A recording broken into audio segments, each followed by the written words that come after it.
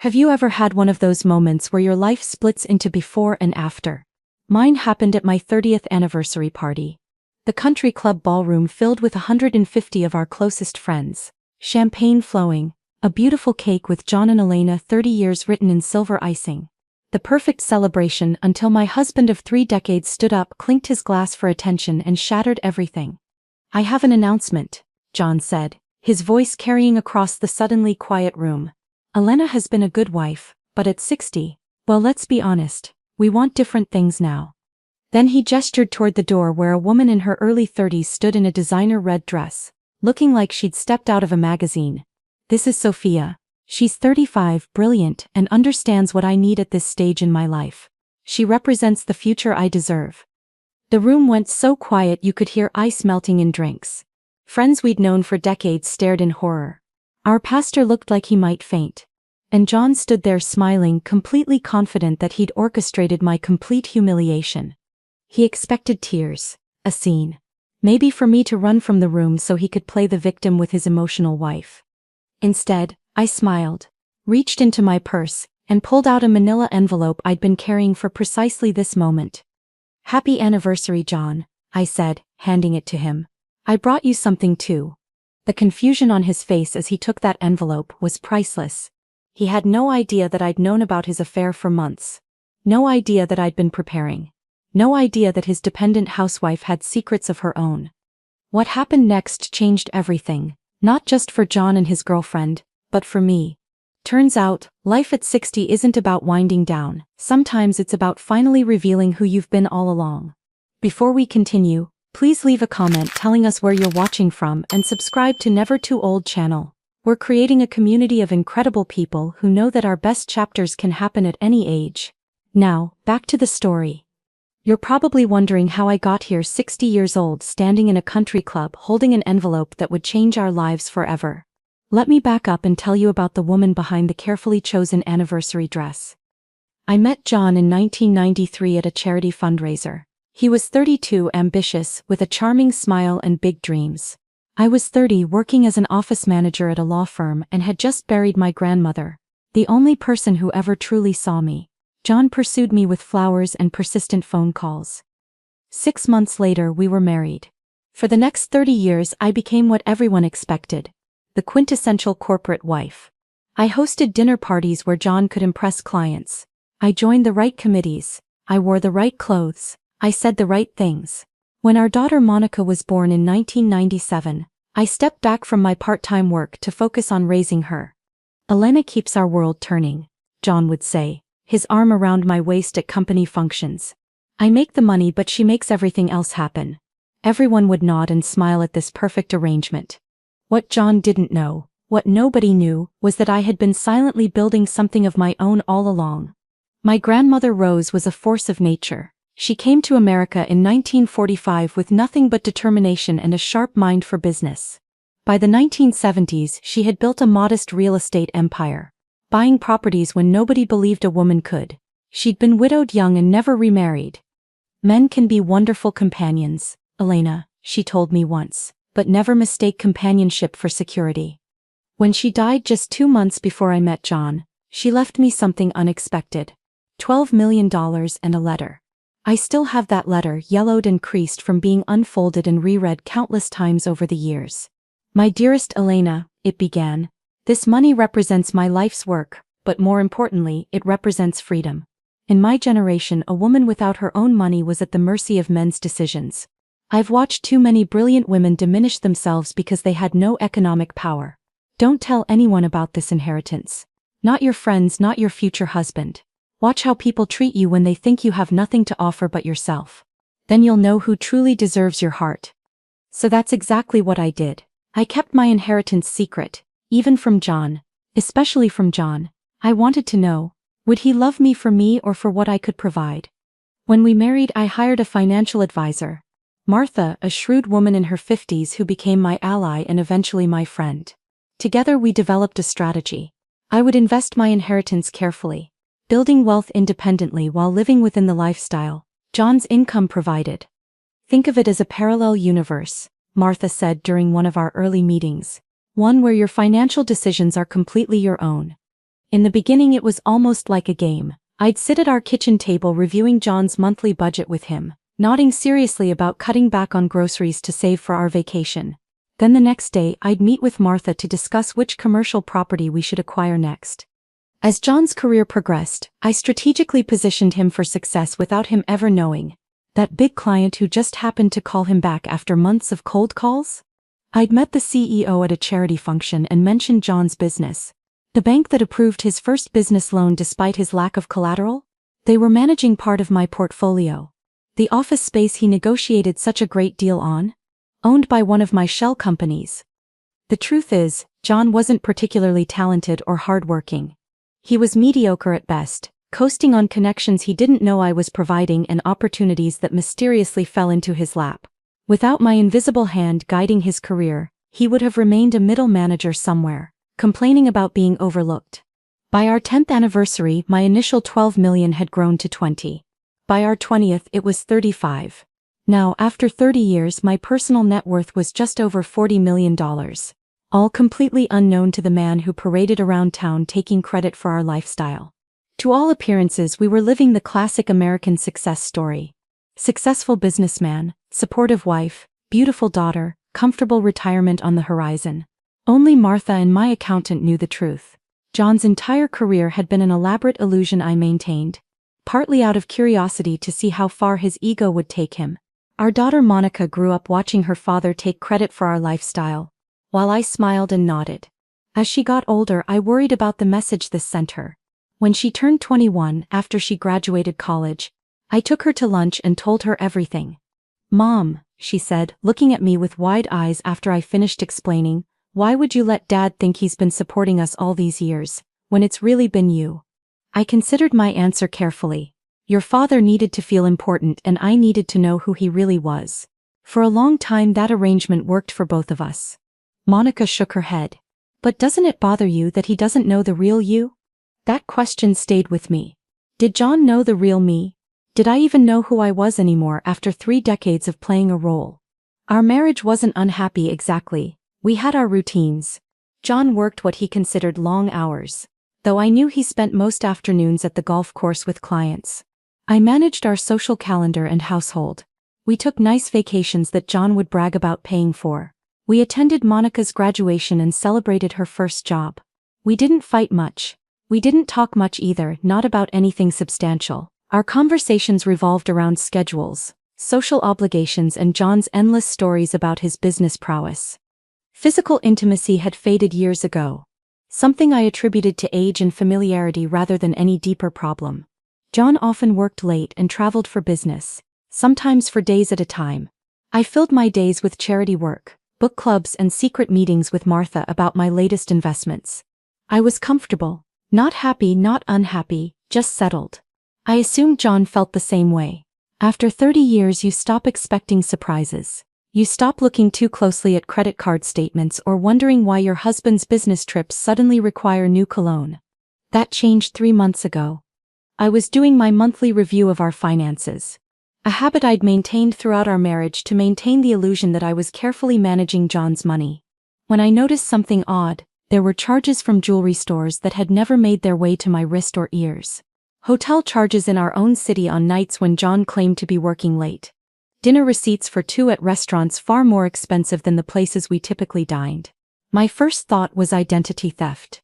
I actually called the credit card company to report suspicious activity. "Mrs. Burton," the representative said, "these charges all appear to have been made in person with the physical card. The signature matches the one we have on file." I thanked her and hung up, a cold feeling settling in my stomach. I told myself there must be a reasonable explanation, perhaps an anniversary surprise. Our 30th was coming up in 3 months, maybe client dinners. But John had always kept business expenses on his corporate card. I remembered my grandmother's words. "Trust your instincts, Elena, they're usually right." The next day I made a call I never thought I'd make. Carl Jenkins was a private investigator recommended by my attorney. Discreet, thorough, and experienced with high net worth clients. We met at a coffee shop 20 miles from my home. "I need to know if my husband is having an affair," I said, the words feeling strange in my mouth. Carl didn't react beyond a slight nod. I'll need his schedule, photos, regular haunts. And I should warn you, Mrs. Burton, people rarely hire me unless they already know the answer. They just need proof. I slid an envelope across the table with John's information. How long will this take? Give me a week, he said. I'll be in touch. That week was the longest of my life. I went through the motions. Charity committee meetings, dinner with friends, the usual household management. All while wondering who my husband really was. The answer came in a thick manila envelope delivered to a P.O. box I had set up specifically for this purpose. Inside were photos, transcripts of conversations, credit card statements, and a detailed report of John's activities for the past week. The woman's name was Sophia Reynolds.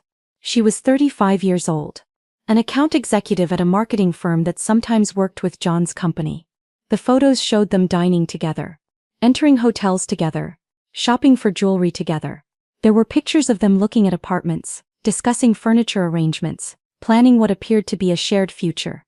But it was the transcribed conversations that truly opened my eyes. When are you finally going to leave her? Sophia's voice from a recording made at a restaurant. Soon, John had replied, the anniversary party will be perfect. Everyone will be there. I'll make the announcement and it will be done. Won't she make a scene? Sophia asked. John laughed. A sound I recognized but with a cruelty I'd never heard before. Elena, no. She's completely dependent on me, has been for 30 years. She'll be too shocked to do anything but cry quietly. By Monday I'll have moved out and you and I can start our life together.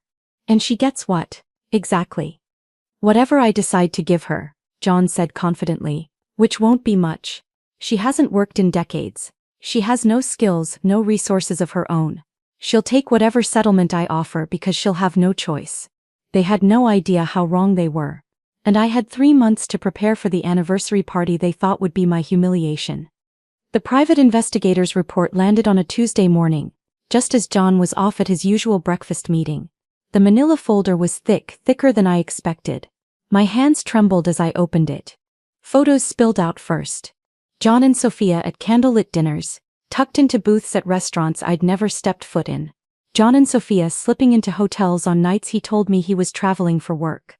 And worst of all, John and Sophia trying on engagement rings in the same jewelry store where 30 years ago he'd bought mine. But this wasn't just infidelity, this was a blueprint for a new life. There they were, touring high-rise condos, testing out couches and furniture galleries, building something permanent together. Then came the audio recordings. I sat at the kitchen table and listened. Hands clenched, stomach in knots. John's voice crackled through the device. She's gotten so comfortable. Elena just assumes I'll always be there. Always providing. She has no clue what the real world looks like. Sophia responded, her tone low and deliberate. How long until you leave her? Soon, he said with a laugh. She's a housewife. No job, no money, no skills. She'll take whatever I give her and call it a win. I paused the recording.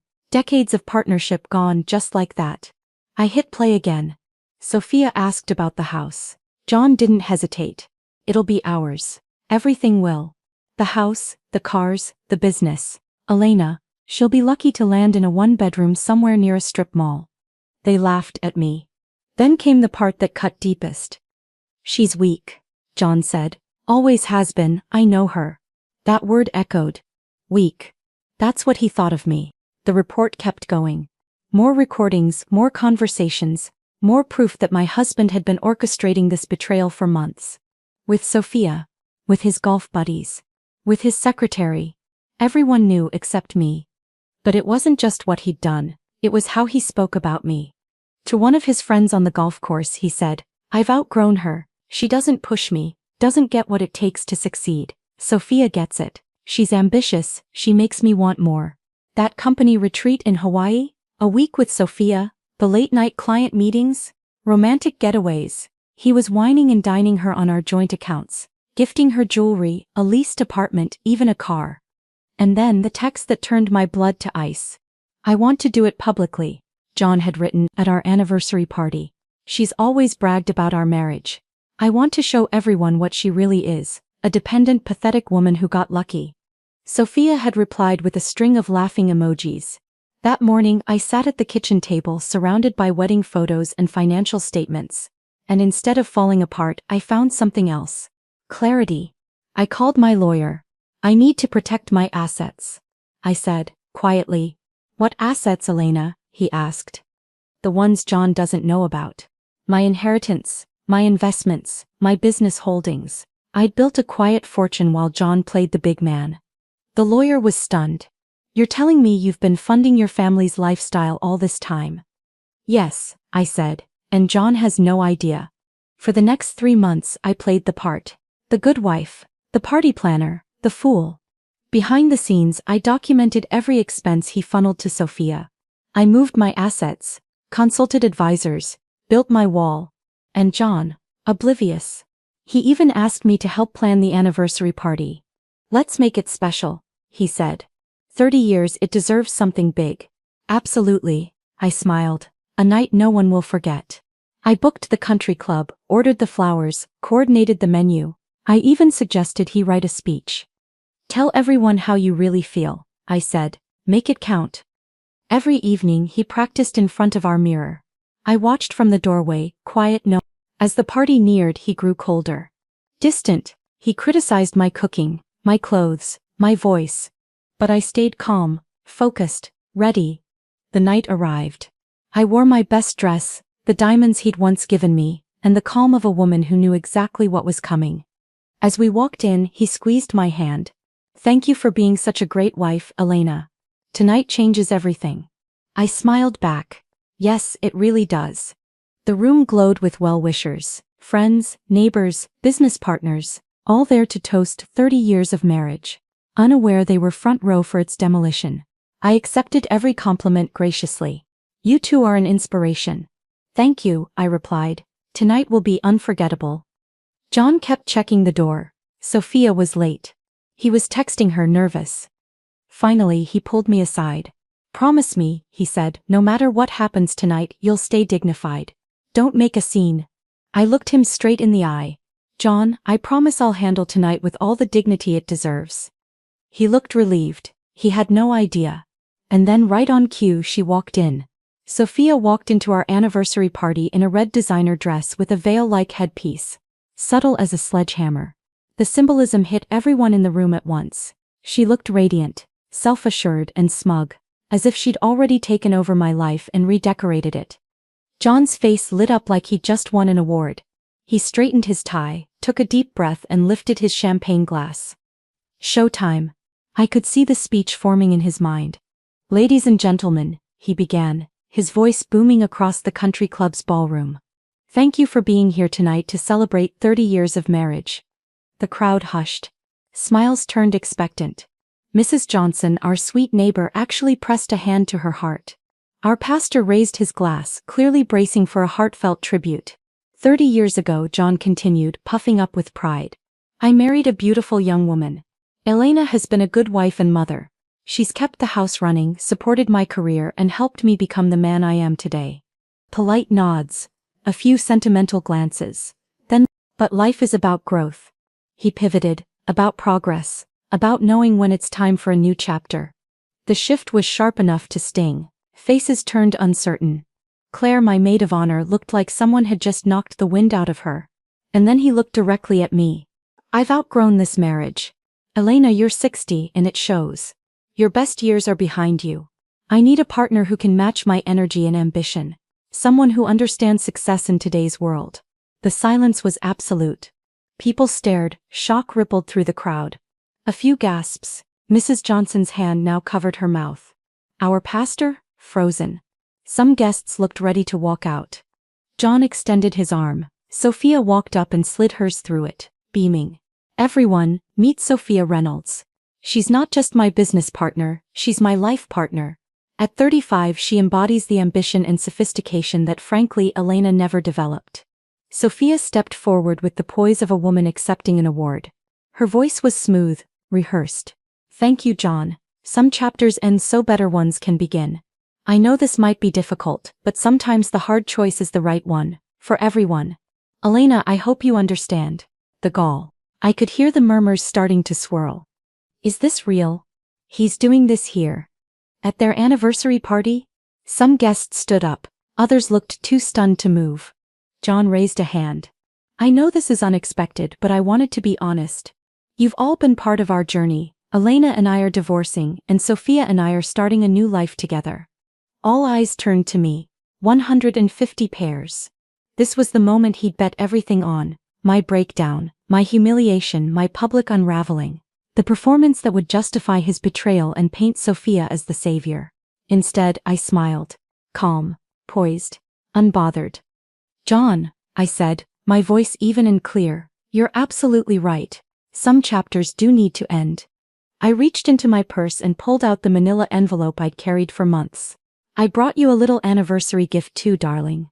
He took it, still basking in the glow of his self-importance. Maybe he thought it was a heartfelt letter. A desperate plea. A sad surrender. See, he said to the crowd. Elena's always been thoughtful. Even now she's making this easier for everyone. She gets it. Sophia beamed, squeezing his arm like she'd just married a saint.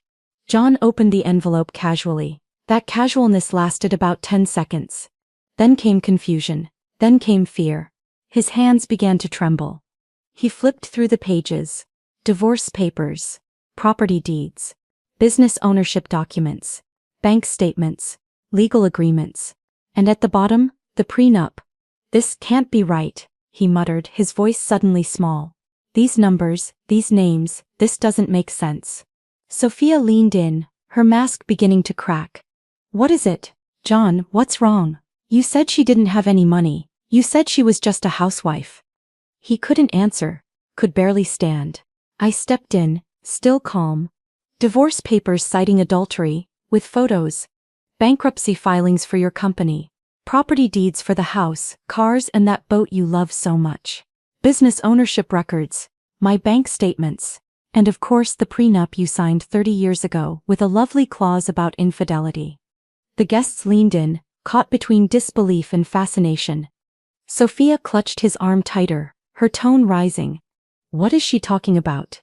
You said everything was yours. You said we'd have it all. I smiled sweetly. Would you like me to explain it to our guests, honey? I know business documents can be tricky, especially when you've never actually read them. John said nothing. His silence said everything. I walked over to where John and Sophia stood, calm as ever, and took the microphone from the band leader. My smile hadn't faded. Thank you all for being here tonight, I began. Since John shared his truth, I think it's only fair that I share mine. The room went still. Even the waitstaff froze. For 30 years I've been known as John's wife, Monica's mother, the woman who keeps the wheels turning quietly in the background. And I was happy in that role. But there are some things about our marriage even John doesn't know. I glanced at him, he was pale. Sophia clutched his arm like she was trying to keep him upright. When I was younger, my grandmother left me $12 million. She was a brilliant businesswoman who taught me one rule: never let anyone else control your future. So I didn't. I invested, quietly, strategically, over decades. A wave of gasps swept through the crowd. Mrs. Johnson dropped her champagne glass. That 12 million became 40. I launched businesses, bought properties, built a portfolio. And that company John's so proud of, it started with my capital. That first big loan, secured by my assets. I've been the silent partner in 6 local businesses. I turned toward some familiar faces. Mark, remember when John helped you expand your restaurant? My money. Sarah, your tech startup? My investment. Faces shifted from surprise to disbelief. People turned to look at John, who couldn't meet their gaze. Our house, bought with my inheritance. The cars, the boat, this country club membership, Monica's college tuition, even the credit cards John used to fund his affair, all paid with my wealth.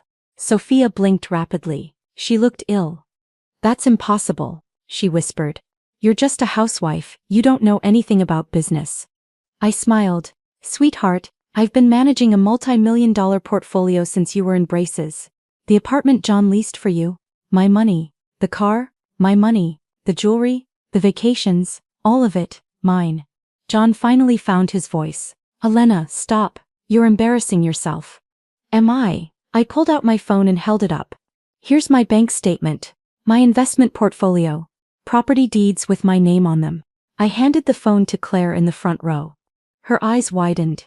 Elena, she said loud enough for everyone to hear, You're incredibly wealthy. I turned back to the room. I never needed John to know. I loved him. I wanted him to feel like the provider. I was happy to let him have that illusion. Now I turned directly to John. But when you decided I was too old, too weak, too dependent, you made a fatal miscalculation. You mistook grace for weakness, silence for ignorance, support for submission. The guests were spellbound. So John, about that divorce you're so eager for. The house you promised Sophia? Mine. The business you brag about? Built with my capital. Your credit cards tied to my accounts. I looked around at our stunned audience. The man who just claimed I depended on him has actually been depending on me this entire time. And Sophia, he wasn't offering you his success, he was offering you mine. Sophia turned to John, furious. You said you were rich, you said she had nothing, you promised me everything. John said nothing. He stood there holding the envelope that proved otherwise. The best part, I said, soft and sharp. I've spent the last 3 months moving my assets. Those company accounts you thought were yours? Frozen. The business you think you own? You'll find out Monday morning that I'm the majority stakeholder. Whispers erupted. Disbelief. Disgust. Awe. I handed the mic back to the band leader and turned to leave. At the door I paused. Oh, and John? You might want to have your lawyer explain to you my little anniversary gift, sweetheart. Then I walked out of the party, my party, leaving behind the man who thought he was in control, and a room full of people who now knew better. By Monday morning, John discovered the full extent of what had happened. His company access cards no longer worked. His executive assistant greeted him with uncomfortable formality in the lobby rather than her usual cheerful welcome. When he tried to access the company accounts, he found them frozen. His email password had been changed. His name had been removed from the office directory. There must be some mistake, he kept telling everyone as he made increasingly desperate phone calls from the lobby. I'm the CEO, I founded this company. The truth, that I held majority ownership of his business and had for nearly 15 years, was documented in papers he'd signed but never bothered to read. Without my financial backing, his company faced immediate bankruptcy. Years of his questionable financial decisions had been masked by my quiet interventions. My capital infusions, my relationships with investors who trusted me more than they'd ever trusted him. The board voted unanimously to remove him. They'd seen the evidence of his mismanagement, his reckless spending, his increasingly poor judgment. Many had been at our anniversary party.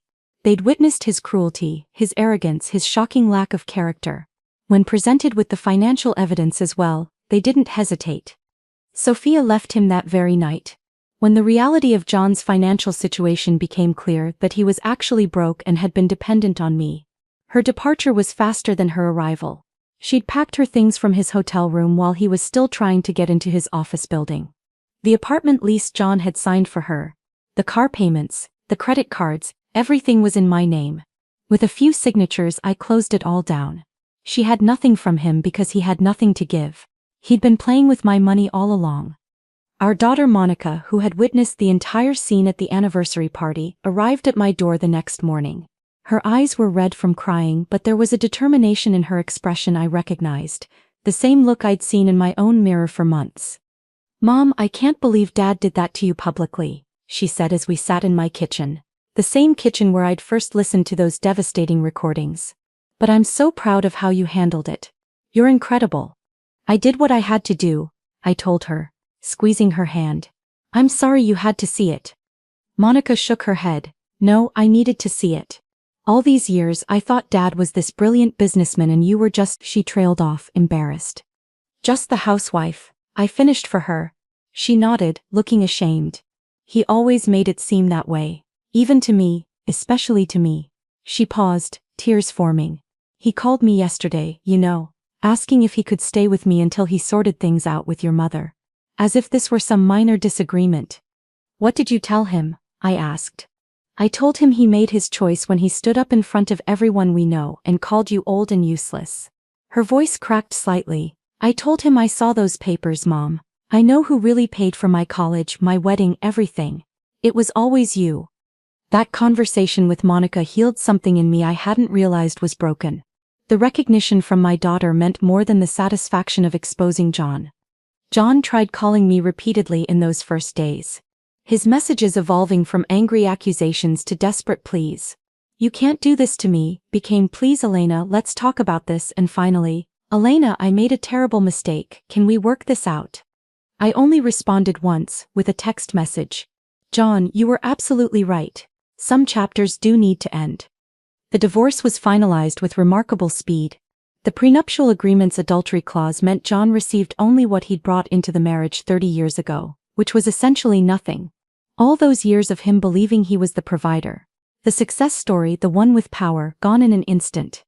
His attorney, upon reviewing the documents, advised him to sign immediately. "You won't get a better deal," I heard he told John. "If this goes to court, you'll lose even the modest settlement she's offering." John signed without negotiation. I kept our house, my businesses, and most importantly, my independence. John moved into a small apartment on the other side of town and took a job working for one of his former competitors. A man who had been at our anniversary party and had witnessed everything. The position was several levels below his former status, with a salary that barely covered his new rent. The social fallout was immediate and decisive. Our friends, many of whom had known us for decades, chose sides quickly. Some avoided both of us, uncomfortable with the public spectacle, but most reached out to me with messages of support, dinner invitations, and in several cases apologies. "I should have seen how he treated you," our friend Claire told me over coffee a week after the party. "All those snide comments over the years, the way he'd dismiss your opinions, I just thought it was, I don't know, you're dynamic. I should have said something." "You couldn't have known," I assured her. "I didn't want anyone to know." "But that's just it," she insisted. "You shouldn't have had to hide who you were all those years. You shouldn't have had to pretend to be less so he could feel like more." She was right, of course. The most liberating consequence of that night wasn't the financial separation or even the end of a marriage that had long since died. It was finally stepping into my own light. I stopped hiding my success. I changed the name on my business cards from my maiden name, which I'd used for my private investments, to my married name, which everyone knew. I accepted speaking engagements that I'd previously declined for fear of outshining John. I stopped downplaying my accomplishments in conversation.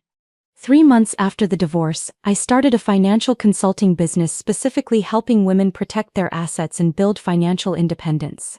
Many of my first clients were women who had been at our anniversary party, wives of John's business associates who suddenly saw their own marriages in a new light. "My husband doesn't know about my inheritance either," one woman confided during our first meeting. "After seeing what happened with you and John, I realized I need protection too."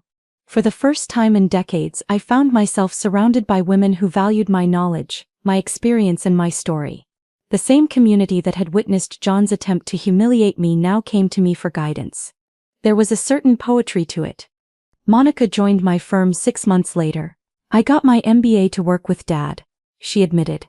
"But I'd rather learn from the person who was actually successful all along."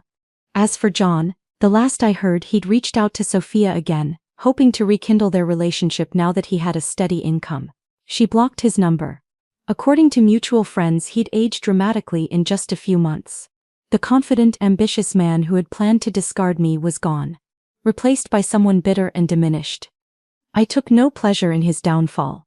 That surprised some people who expected me to gloat or seek further revenge. But revenge had never been my goal. Protection was, dignity was, and in securing those things for myself, I found something unexpected. Freedom. Freedom from pretending to be less than I am. Freedom from supporting a man who didn't value me. Freedom to live authentically for the first time in 30 years. And you know what the best part is? I'm happier now than I've been in years. It turns out that being respected for who you really are feels a lot better than being underestimated by someone who never deserved you in the first place. I still live in the same house, though I've redecorated extensively. I travel more. I've reconnected with old friends and made new ones. I started taking painting classes, something John always discouraged because it took too much time away from family obligations. Sometimes I think about that night, about the look on John's face when he realized who had actually held the power all along. It wasn't about humiliating him, though that's how he experienced it. It was about refusing to be humiliated anymore. So, that's my story. I'd love to hear what you think. Do you think John got what he deserved? Let me know in the comments, and subscribe for more stories like mine.